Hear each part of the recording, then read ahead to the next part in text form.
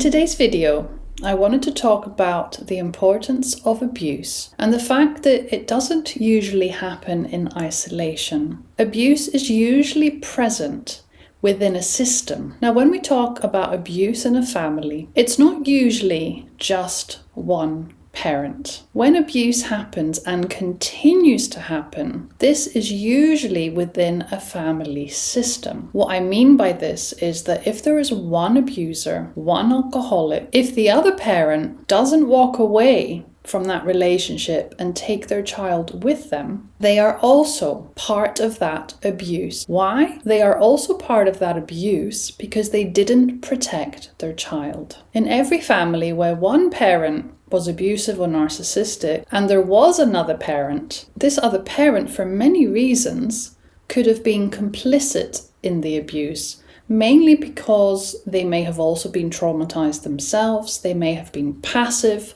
they may have allowed the abuse to happen without protecting their child. This parent may not have been intentionally harmful. They may have been traumatized themselves, they may have been frightened, they may have been financially dependent on the other partner. But what is important to note here, that from the child's perspective, the fact that this parent didn't protect them means that they were let down, that they were not loved and cared for in a way that they deserved. For many adult children who have been traumatized, who have been abused or neglected, this pain is so much deeper. It is not only because of what happened, but it is also because of what the other parent didn't do. And if there was only a single parent family and there was maybe a grandmother or an aunt, everybody who turned their back on that child while watching the abuse and neglect happen was also failing that child. They failed to protect that child. They failed to do the right thing. When there isn't safety, the child is in danger. It's in danger of developing mental illness later in life because of this trauma. It has no example of what a healthy relationship looks like, of what it means to be safe, of what it means to feel loved.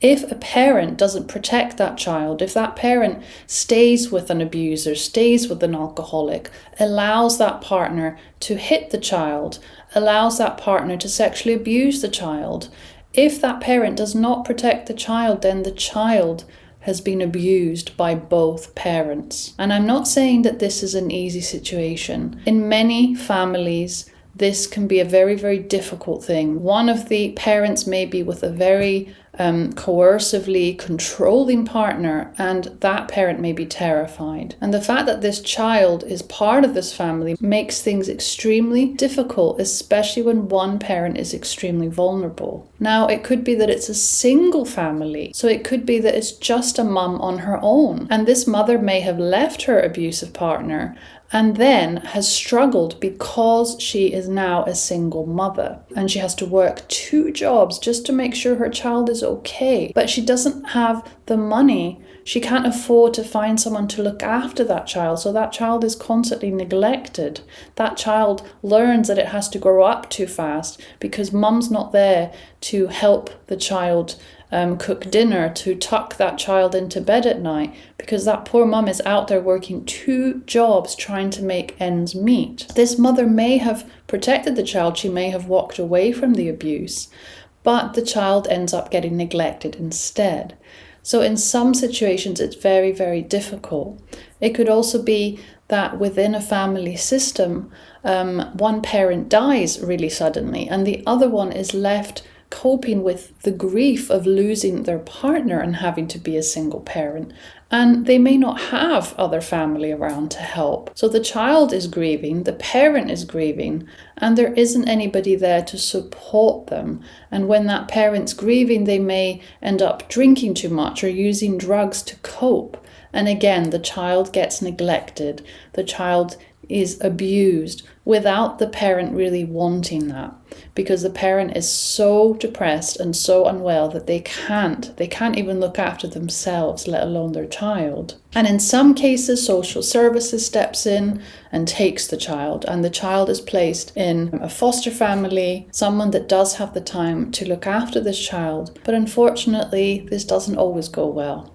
It may be that the child is abused within the foster family. There are never any guarantees. The main point I wanted to make in this video is that abuse and trauma happen within a system. If there aren't many people in that system to protect the child ends up suffering. The child doesn't have the support and love it needs, the attention it needs. It doesn't have someone it can talk to when it feels scared or when it's sad. Because if both parents are struggling, then the child is the one that always suffers. When a child understands all these things when they're an adult and they're starting to heal, it's okay for them in some ways to hold some compassion for the parent that didn't protect them. But it's also very important that they acknowledge the pain and they acknowledge the disappointment they feel towards that parent for not protecting them. It's important to tell that parent that I wish you'd protected me. I know you were struggling, but it was important that you were there for me and you weren't. The child may have mental illness because of this, may suffer from anxiety, may have abandonment issues. There's a whole lot of different issues that an adult child can develop from abuse or neglect in childhood.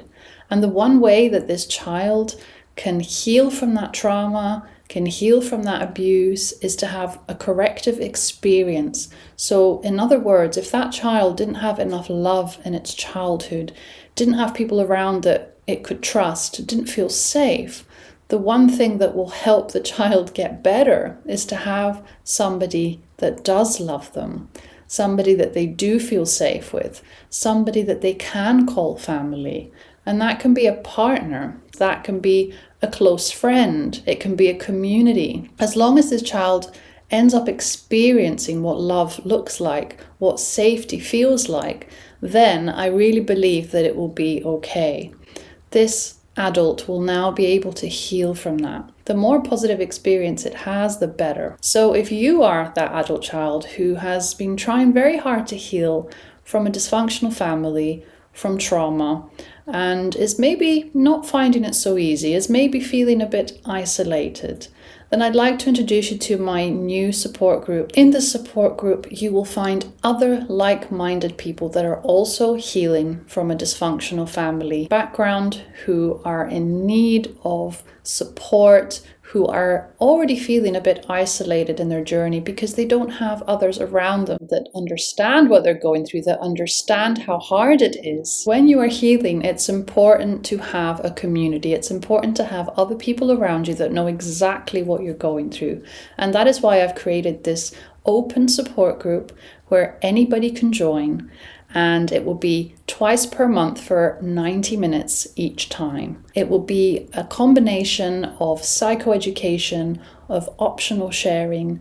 There will be exercises. Some of them will be just simple writing exercises. Others will be art therapy. There will be inner child healing.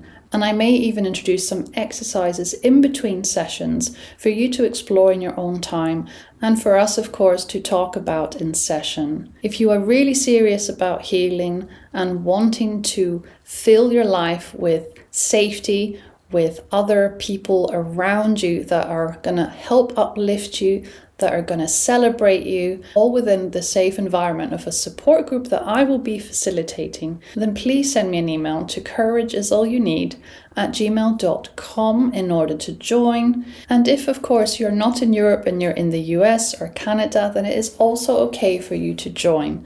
The time of 6 p.m. Central European time has been chosen on purpose, which means that those of you in the US or in Canada will be able to join, as it will be your morning. And for us in Europe, it will be our evening. Thank you so much for your attention today. Thank you for listening as always. And please get in touch. Don't miss out on this opportunity.